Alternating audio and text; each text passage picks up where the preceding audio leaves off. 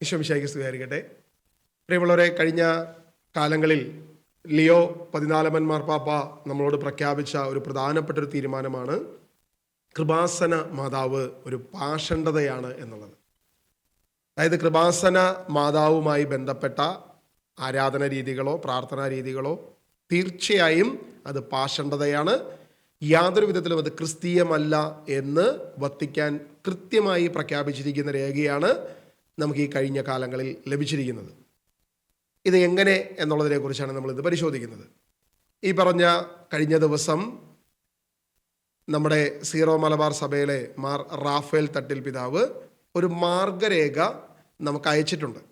ഈ മാർഗരേഖ അതിൽ കൊടുത്തിരിക്കുന്ന പ്രധാനപ്പെട്ട വിഷയം ഇതാണ്: സീറോ മലബാർ സഭയുടെ major arch bishop Raphael Thattil തൻ്റെ സഹശുശ്രൂഷകർക്കും മെത്രാപ്പോലിത്തമാർക്കും മെത്രാന്മാർക്കും വൈദികർക്കും സമർപ്പിതർക്കും തൻ്റെ അജപാലന ശുശ്രൂഷയ്ക്ക് ഏൽപ്പെട്ടിരിക്കുന്ന എല്ലാ ദൈവജനത്തിനും എഴുതുന്നത്: കർത്താവിൻ്റെ കൃപ നിങ്ങളുടെ എല്ലാവരുടെയും കൂടെ ഉണ്ടായിരിക്കട്ടെ.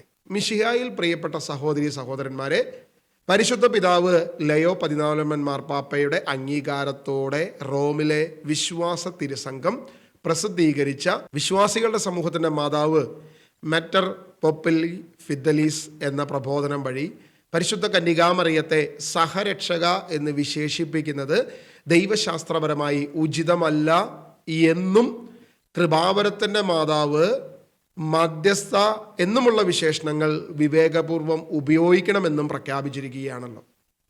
കൂടുതലുള്ള എക്സ്പ്ലനേഷൻ നമുക്ക് വഴിയെ വായിക്കാം.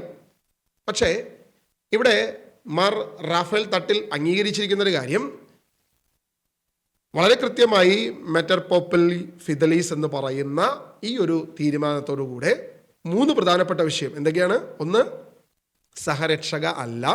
2, കൃപാവരത്തിൻ്റെ മാതാവ് അല്ല, മധ്യസ്ഥയല്ല. ഈ 3 പ്രധാനപ്പെട്ട വിഷയങ്ങളാണ് അവിടെ എടുത്തു വച്ചിരിക്കുന്നത്. ഇനി അത് തന്നെ വിവേകത്തോടു കൂടി ഉപയോഗിക്കണം. ക്രിസ്തു കേന്ദ്രീകൃതമായ വിഷയങ്ങളിൽ നിന്നും ഒരല്പം പോലും ക്രിസ്തുവിൻ്റെ പ്രാധാന്യത്തെ കുറയ്ക്കുന്ന ഒരു കാര്യവും അവിടെ പാടില്ല എന്ന് പറഞ്ഞിരിക്കുക. അപ്പോൾ കൃപാസനം എന്ന് പറയുന്നത്, അല്ലെങ്കിൽ കൃപാസന മാതാവ് എന്ന് പറയുന്നത് ശരിയോ തെറ്റോ എന്നുകൂടെ നമ്മളിത് പരിശോധിക്കുക. വളരെ വ്യക്തമായി പറഞ്ഞിരിക്കുന്നു: കൃപാവരത്തിൻ്റെ മാതാവ് എന്ന് വിളിക്കരുത്. അപ്പൊ കൃപാവരത്തിൻ്റെ മാതാവ് എന്നോ കൃപാസനമെന്നോ, എന്താണ് കൃപാസനം, എന്താണ് കൃപാവരത്തിൻ്റെ മാതാവ്? കൃപയുടെ സിംഹാസനം, കൃപയുടെ ഉറവിടം, കൃപ എവിടെ നിന്നാണോ ഒഴുകി വരുന്നത്. അപ്പോൾ കൃപയുടെ സിംഹാസനം എന്ന് ആരെ വിളിക്കരുത്? മാതാവിനെ വിളിക്കരുത്. അപ്പോൾ കൃപാസന മാതാവ് എന്ന് വിളിക്കുന്നത് പാഷണ്ഡതയാണ്, പൈശാചികമാണ്, തെറ്റാണ് എന്ന് വളരെ വ്യക്തമായി ലയോ 14 മാർപ്പാപ്പ സഭയോട്, വിശ്വാസ സമൂഹത്തോട് പ്രഖ്യാപിച്ചിരിക്കുന്നു. നമ്മളിപ്പോൾ കേരളത്തിലെ സകല ധ്യാനഗുരുക്കന്മാരും എല്ലാ പുരോഹിതരും കഴിഞ്ഞ കാലങ്ങളിൽ വളരെ ശക്തമായ സുവിശേഷം പ്രഘോഷിക്കുകയും ദൈവവചനം പ്രഘോഷിക്കുകയും ചെയ്ത എല്ലാവരും ഇന്ന് ഒരൊറ്റ സ്ഥലത്തിൻ്റെ സ്ഥാപനത്തിൻ്റെ പിന്നാലെയാണ്. ഏതാണ് സ്ഥാപനം എന്ന് എല്ലാവർക്കും അറിയാം. നമ്മുടെ ജോസഫ് അച്ഛൻ നടത്തുന്ന, VP ജോസഫ് അച്ഛൻ നടത്തുന്ന കൃപാസനം എന്ന് പറയുന്നത് ആ ഒരു സ്ഥലത്തിലാണ്. ഒരു റെയിൽവേ സ്റ്റേഷനിൽ ചെന്ന, ആശുപത്രിയിൽ ചെന്ന, എവിടെ ചെന്നാലും, തീർത്ഥാടന കേന്ദ്രത്തിൽ ചെന്നാലും കൃപാസനത്തിൻ്റെ പത്രത്തെ തടഞ്ഞുകൊണ്ട് നമുക്ക് മുന്നോട്ട് പോകാൻ പറ്റത്തില്ല. അപ്പൊ കൃപയുടെ ഉറവിടം, കൃപാസനം, കൃപയുടെ സിംഹാസനം ഈ മാതാവാണെന്നും മറിയമാണെന്നും കഴിഞ്ഞ കാലങ്ങളിൽ കേരള സഭയോട്, വിശ്വാസ സമൂഹത്തോട് തെറ്റിദ്ധരിപ്പിക്കുന്ന തെറ്റായ ഒരു പ്രബോധനം നടത്തിയവരാണ് ഈ പറയുന്ന എല്ലാ പ്രബോധകരുമെന്ന് നിസ്സംശയം നമുക്ക് പറയാൻ പറ്റും. നിങ്ങളെല്ലാവരും കണ്ടിട്ടുണ്ടാവും, ഭൂമിയിലേക്ക് കൃപകളെ ചൊരിയുന്ന മാതാവിൻ്റെ ഒരു കാശരൂപമോ ചിത്രമോ ഒക്കെ നിങ്ങൾ കണ്ടിട്ടുണ്ടാവും. അതായത് താഴെ ഒരു ഭൂമി നിൽക്കുന്നു, ഈ ഭൂമിയിലേക്ക് മാതാവിൻ്റെ കൈകളിൽ നിന്ന് ഇങ്ങനെ പ്രകാശം ഇങ്ങനെ താഴോട്ട് വരുന്നു, മാതാവ് ഇപ്പുറത്ത് നിൽക്കുന്നു. ഒരു വിശുദ്ധയ്ക്കുണ്ടായൊരു പേഴ്സണൽ റെവലേഷനാണ് അത്. കൃപാവരങ്ങൾ ഭൂമിയിലേക്ക് ചൊരിയുന്നത് മാതാവ് വഴിയാണ് എന്നാണ് അത് കാണിക്കുന്നത്. കൃപാസനവും ഇത് തന്നെയാണ്. സമയത്തിൻ്റെ അധിപതി കൃപാസന മാതാവാണ്. അല്ലെങ്കിൽ സകലതും കൃപയുടെ ഉറവിടം. അവിടെ ഒരു പാട്ട് തന്നെയുണ്ട്, ഞാൻ ആ പാട്ടിൻ്റെ വരികൾ ഞാൻ മറന്നുപോയി, നമുക്ക് അടുത്തൊരു വീഡിയോയിൽ ഇത് പറയാം. അപ്പോൾ കൃപയുടെ ആസനം, കൃപ എവിടെയാണോ ഇരിക്കുന്നത്, കൃപയുടെ ഉറവിടം, കൃപ എവിടെ നിന്നാണോ വരുന്നത്, ഇതെല്ലാം കത്തോലിക്ക സഭ, പ്രത്യേകിച്ച് ഈ കാലഘട്ടത്തിൽ നമ്മുടെ ജോസഫ് അച്ഛൻ്റെ പ്രബോധനം ഇതാണ്, മാതാവിൽ നിന്നാണ്. ഇതിനുള്ള വലിയൊരു ഇരുട്ടടിയായിട്ടാണ് ഈ പറയുന്ന ലയോ 14 മാർപ്പാപ്പയുടെ ഈ ഒരു തീരുമാനം ശക്തമായ ഇരുട്ടടിയാണെന്നുള്ളത് യാതൊരു വിധത്തിലും സംശയമില്ല എന്നുള്ളത് സത്യം തന്നെയാണ്. നമ്മൾ വിശുദ്ധ ബൈബിളിലൂടെ ഒന്ന് പരിശോധിക്കുക. എന്തായാലും തീരുമാനങ്ങൾ ആരും എടുക്കട്ടെ, എന്തും പറയട്ടെ, വിശുദ്ധ ബൈബിൾ ഇതിനെക്കുറിച്ച് എന്തു പറയുന്നു എന്നുകൂടെ നമ്മളൊന്ന് പരിശോധിക്കുക. ഹെബ്രായ ലേഖനം അതിൻ്റെ 4-ാം അധ്യായം 14 മുതൽ 16 വരെ വാക്യങ്ങൾ നമ്മളൊന്ന് വായിച്ച് ഇതിനെക്കുറിച്ചൊരു ദൈവവചന ചിന്ത നമ്മളൊന്ന് മുന്നോട്ട് വയ്ക്കുകയാണ്. സ്വർഗത്തിലേക്ക് കടന്നുപോയ ശ്രേഷ്ഠനായ ഒരു പ്രധാന പുരോഹിതൻ ദൈവപുത്രനായ യേശു നമുക്കുള്ളത് കൊണ്ട് നമ്മുടെ വിശ്വാസത്തെ നമുക്ക് മുറുകെ പിടിക്കാം. നമ്മുടെ ബലഹീനതകളിൽ നമ്മോടൊത്ത് സഹതപിക്കാൻ കഴിയാത്ത ഒരു പ്രധാന പുരോഹിതനല്ല നമുക്കുള്ളത്. പിന്നെയോ ഒരിക്കലും പാപം ചെയ്തിട്ടില്ലെങ്കിലും എല്ലാ കാര്യങ്ങളിലും നമ്മെപ്പോലെ തന്നെ പരീക്ഷിക്കപ്പെട്ടവനാണ് അവൻ. അതിനാൽ വേണ്ട സമയത്ത് കരുണയും കൃപാവരവും ലഭിക്കുന്നതിനായി നമുക്ക് പ്രത്യാശയോടെ കൃപാവരത്തിൻ്റെ സിംഹാസനത്തെ സമീപിക്കാം. ഹെബ്രായ ലേഖകൻ പറഞ്ഞു വെച്ചിരിക്കുന്ന 3-4 വാക്യങ്ങൾ, സ്വർഗത്തിലേക്ക് കടന്നുപോയൊരു ശ്രേഷ്ഠനായ പ്രധാന പുരോഹിതൻ ദൈവപുത്രനായ യേശു നമുക്കുണ്ട്. ഇനി ആ യേശു ആരാണ്, എങ്ങനെയാണെന്ന് കൂടെ താഴെ പറയുകയാണ്. നമ്മുടെ ബലഹീനതകളിൽ നമ്മോടൊത്ത് സഹതപിക്കാൻ കഴിയാത്തൊരു പ്രധാന പുരോഹിതനല്ല നമുക്കുള്ളത്. അവൻ ദൈവമായിരുന്നിട്ടും താഴേക്ക് ഇറങ്ങി വന്ന് നമ്മുടെ ബലഹീനതകളെ അനുഭവിച്ച് അറിഞ്ഞവനാണ് ക്രിസ്തു.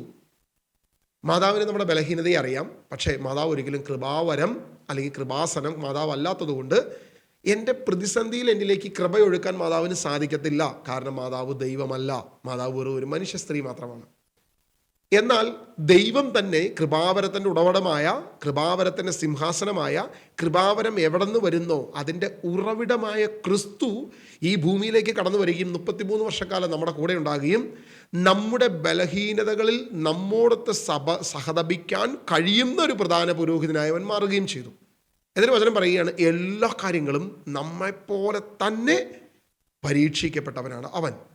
അതിനാൽ ഞാൻ പരീക്ഷിക്കപ്പെട്ടതുപോലെ, നിങ്ങൾ പരീക്ഷിക്കപ്പെട്ടതുപോലെ, ഓരോ വ്യക്തിയും പരീക്ഷിക്കപ്പെട്ടതുപോലെ തന്നെ പരീക്ഷിക്കപ്പെട്ടവനാണ് ക്രിസ്തു. അതിനാൽ വേണ്ട സമയത്ത്, കൃത്യസമയത്ത്, ആ ആവശ്യ സമയത്ത് കരുണയും കൃപയും രണ്ടും വേണം നമുക്ക്. എന്തൊക്കെ വേണം? എൻ്റെ ബലഹീനതയിൽ എന്നിലേക്ക് കൃപ ചൊരിയണം, കരുണ ചൊരിയണം. ഞാൻ പാപത്തിലേക്ക് വീണു പോകാതെ ദൈവത്തിൻ്റെ കരുതൽ എൻ്റെ കൂടെ ഉണ്ടാകണം. അഥവാ ആരെങ്കിലും വീണു പോയാൽ അവൻ്റെ കൃപ എൻ്റെ മേൽ ചൊരിഞ്ഞുകൊണ്ട്, അവൻ്റെ കരുണ എൻ്റെ മേൽ ചൊരിഞ്ഞുകൊണ്ട് എൻ്റെ പാപത്തെ കഴുകി കൃപ പെരുകി കൃപയുടെ വലിയ പെരുപ്പത്തിൽ എനിക്ക് വിശുദ്ധിയിലേക്ക് കടന്നു വരാൻ സാധിക്കണം. ഇവിടെ വ്യക്തമായി വചനം പറയുകയാണ്, കൃപാവരം ലഭിക്കുന്നതിനായി നമുക്ക് പ്രത്യാശയോടെ കൃപാവരത്തിൻ്റെ സിംഹാസനത്തെ സമീപിക്കാം. അപ്പൊ കൃപാവരത്തിൻ്റെ സിംഹാസനം ക്രിസ്തുവാണെന്ന് ഇവിടെ വ്യക്തമായിട്ട് പറയുക. നിനക്കൊരു പ്രതിസന്ധി വരുമ്പോൾ, നിനക്കൊരു പ്രശ്നം വരുമ്പോൾ സമീപിക്കാൻ, ആശ്രയിക്കാൻ കൃപാവരത്തിൻ്റെ സിംഹാസനം ക്രിസ്തു മാത്രമേ ഉള്ളൂ എന്ന് ദൈവവചനം വ്യക്തമായി നമ്മളെ പഠിപ്പിക്കുന്നു. POC ബൈബിൾ വായിച്ചപ്പോൾ കൃപാവരത്തിൻ്റെ സിംഹാസനത്തെ സമീപിക്കാം എന്നൊരു വാക്കാണ് നമുക്ക് കിട്ടിയത്. നമ്മളൊന്ന് സത്യവേദ പുസ്തകത്തിലേക്ക്, അതായത് പഴയ മലയാളം എഴുതിയിരിക്കുന്ന, ട്രാൻസ്ലേറ്റ് ചെയ്തിരിക്കുന്ന സത്യവേദ പുസ്തകത്തിലേക്ക് നമ്മളൊന്ന് പരിശോധിക്കുക. ഇതേ അധ്യായം, ഹെബ്രായ ലേഖനം 4-ാം അധ്യായം 16-ാം വാക്യം സത്യവേദ പുസ്തകത്തിൽ നമ്മൾ ഇങ്ങനെ വായിക്കുന്നത്, അതുകൊണ്ട് കരുണ ലഭിപ്പാനും തത്സമയം സഹായത്തിനുള്ള കൃപ പ്രാപിക്കാനുമായി നാം ധൈര്യത്തോടെ കൃപാസനത്തിന് അടുത്ത് ചെല്ലുക. കൃപാസനത്തിന് അടുത്ത് ചെല്ലുക. എവിടെ ചെല്ലണം? ആലപ്പുഴയിലുള്ള കൃപാസനത്തിലല്ല പോകേണ്ടത്. കൃപാസനം, കൃപയുടെ സിംഹാസനം, യേശു ക്രിസ്തുവാണ് കൃപയുടെ സിംഹാസനം. അവിടേക്ക് നീ ചെന്നേ മതിയാകൂ. അവനാണ് കരുണ നൽകാനും കൃപ നൽകാനും കഴിവുള്ളവനെന്ന് വ്യക്തമായി വിശുദ്ധ ബൈബിൾ നമ്മോട് പ്രഖ്യാപിക്കുന്നു. അപ്പോഴാണ് ഈ കാലഘട്ടത്തിൻ്റെ ധ്യാന ഗുരുക്കന്മാരും നമ്മുടെ ബഹുമാനപ്പെട്ട VP ജോസഫ് അച്ഛനും പറയുന്നത്, കൃപാസന മാതാവാണ് കൃപയുടെ സിംഹാസനം എന്ന്. എങ്ങനെ നമുക്ക് വിശ്വസിക്കണം? നമ്മൾ ആരെ അനുസരിക്കണം? വിശുദ്ധ ബൈബിളിനെ അനുസരിക്കണോ? അപ്പസ്തോലന്മാരെ അനുസരിക്കണോ? അപ്പസ്തോലിക പാരമ്പര്യത്തെ അനുസരിക്കണോ? അപ്പസ്തോലിക പാരമ്പര്യം പിന്തുടർന്ന പത്രോസിൻ്റെ സിംഹാസനം എന്ന് ആവശ്യത്തിനും അനാവശ്യത്തിനും എടുത്തുപയോഗിക്കുന്ന നമ്മുടെ പരിശുദ്ധ സിംഹാസനം എന്ന് പറയപ്പെടുന്ന റോമിൻ്റെ തീരുമാനമാകുന്ന ലയോ 14-ാമൻ മാർപ്പാപ്പ നമുക്ക് തന്നിരിക്കുന്ന കൃപാവരം, കൃപയുടെ ഉറവിടമെന്ന് വിളിക്കരുത് എന്ന് പറഞ്ഞിരിക്കുന്നത് അനുസരിക്കണോ? അതെയോ PP അച്ഛൻ അനുസരിക്കണോ? ഇവിടുത്തെ ധ്യാന ഗുരുക്കന്മാരെ അനുസരിക്കണോ എന്നുള്ളത് നിങ്ങൾക്ക് വിടുക. നിങ്ങളുടെ സ്വാതന്ത്ര്യമാണ്. ഞാൻ അഭിപ്രായം പറയുന്നു, വിശുദ്ധ ബൈബിളിൻ്റെ അഭിപ്രായം, അപ്പസ്തോലന്മാരുടെ അഭിപ്രായം, ഇതാ ലയോ 14-ാമൻ മാർപ്പാപ്പയുടെ അഭിപ്രായം. ഞാൻ നിങ്ങളോട് പറയുന്നു, നിങ്ങൾക്ക് ഇഷ്ടമുള്ളത് സ്വീകരിക്കാം. ഇനിയും നിങ്ങൾക്ക് ആ കൃപാസനത്തെ, അല്ലെങ്കിൽ തെറ്റിദ്ധരിപ്പിക്കപ്പെട്ട ആലപ്പുഴയിലെ കൃപാസനത്തെ നിങ്ങൾക്ക് ആശ്രയിക്കാം. ഏതായാലും യഥാർത്ഥ കൃപാസനം ക്രിസ്തുവാണെന്നുള്ള സത്യം നിങ്ങൾക്ക് വേണമെങ്കിൽ വെളിപ്പെടാം, വേണമെങ്കിൽ മനസ്സിലാക്കാം. യഥാർത്ഥ സത്യ ദൈവത്തിൽ നിങ്ങൾക്ക് ആശ്രയിക്കാം. തീരുമാനം നിങ്ങളുടെയാണ്. Choice is yours. നിങ്ങളുടെ മാത്രം. ആരും നിങ്ങളുടെ കയ്യെ പിടിക്കത്തില്ല. അയ്യോ മക്കളെ നിങ്ങൾ പോകല്ലേ, ആരും പറയത്തില്ല. ദൈവവചനം നിങ്ങളോട് പറയുകയാണ്, വിശുദ്ധ സഭ നിങ്ങളോട് പ്രഖ്യാപിച്ചിരിക്കുകയാണ്, കൃപയുടെ ഉറവിടം, കൃപയുടെ സിംഹാസനം ക്രിസ്തു മാത്രം. വേറെ ആരും ആർക്കും അത് വീതം വയ്ക്കാൻ ഞാൻ നൽകത്തില്ല എന്ന് യേശു പ്രഖ്യാപിച്ചിരിക്കുന്നു. അപ്പസ്തോലനായ പൗലോസ് ഹെബ്രായ ലേഖനത്തിൽ ശക്തമായി പ്രഖ്യാപിച്ചിരിക്കുന്നു.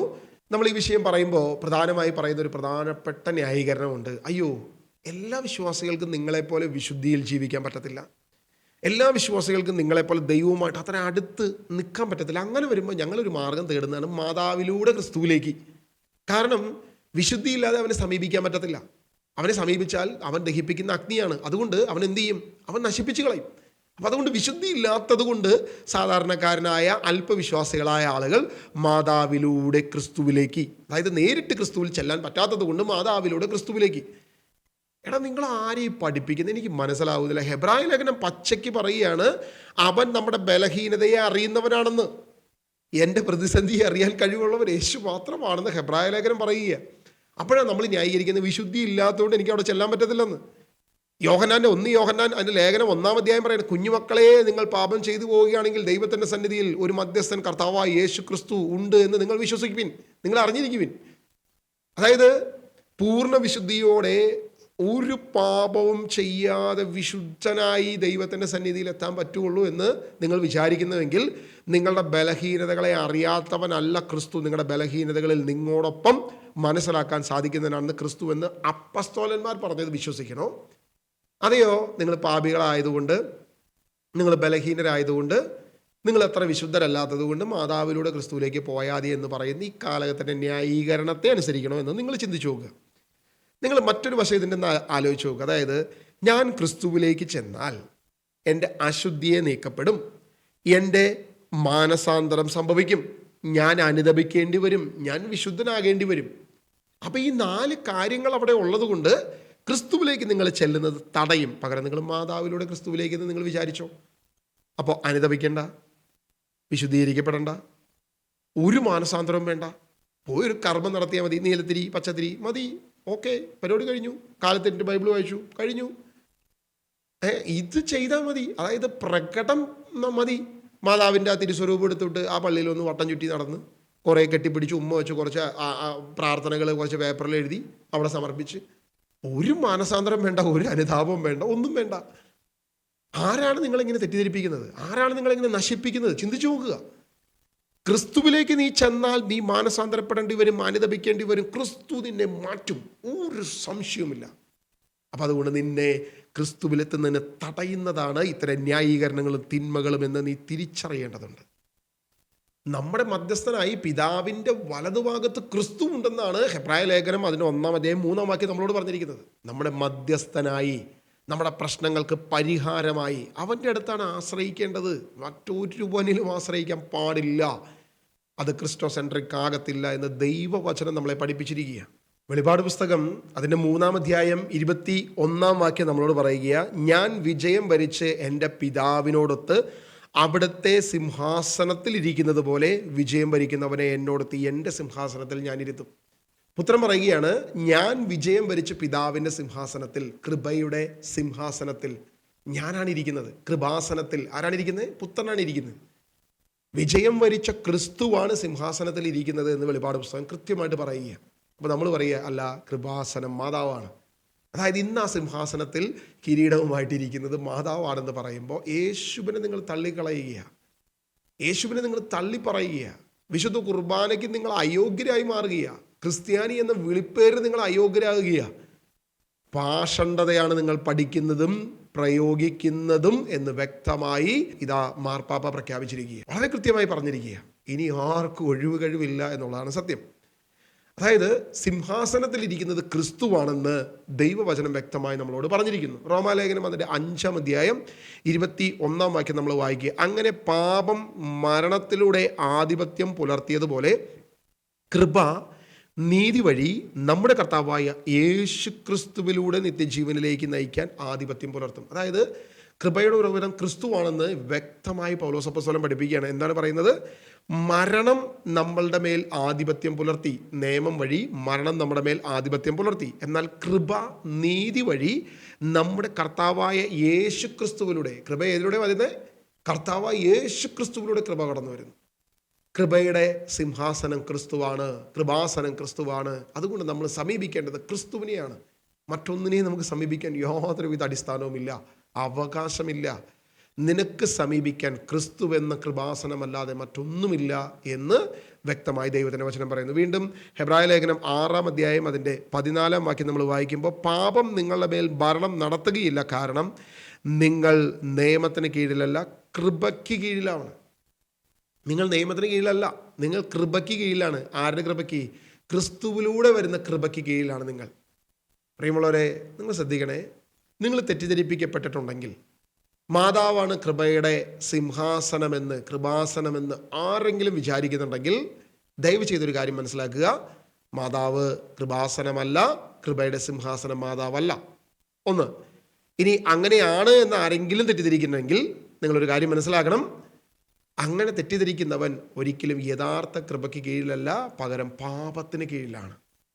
നീ എന്തൊക്കെ കർമ്മങ്ങൾ നടത്തിയാലും, എത്ര പ്രാർത്ഥിച്ചാലും, എന്ത് ചെയ്താലും നോ, ദൈവസന്നിധിയിലല്ല നിന്റെ പ്രാർത്ഥന ചെല്ലുന്നത്. കാരണം കൃപയ്ക്ക് കീഴിലല്ല.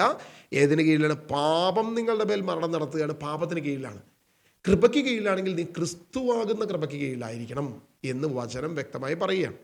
ഇനി നമ്മൾ ഈ വീഡിയോ പറയുമ്പോൾ അച്ഛൻ പറയും, അയ്യോ ഞങ്ങൾ കൃപാസനത്തിൽ, ക്രിസ്തുവാണ് ഞങ്ങളുടെ കൃപാസനം, കൃപാസന മാതാവ് അങ്ങനെയല്ല എന്നായിരിക്കും അടുത്ത ന്യായീകരണം വരാൻ പോകുന്നത്. കാരണം കഴിഞ്ഞ കുറേ കാലങ്ങളിൽ ഉടമ്പടിക്കെതിരെ നമ്മൾ പറഞ്ഞപ്പോൾ ഉടമ്പടി ക്രിസ്തുവിനോടാണ്, മാതാവിനോടല്ല എന്ന് പറഞ്ഞു.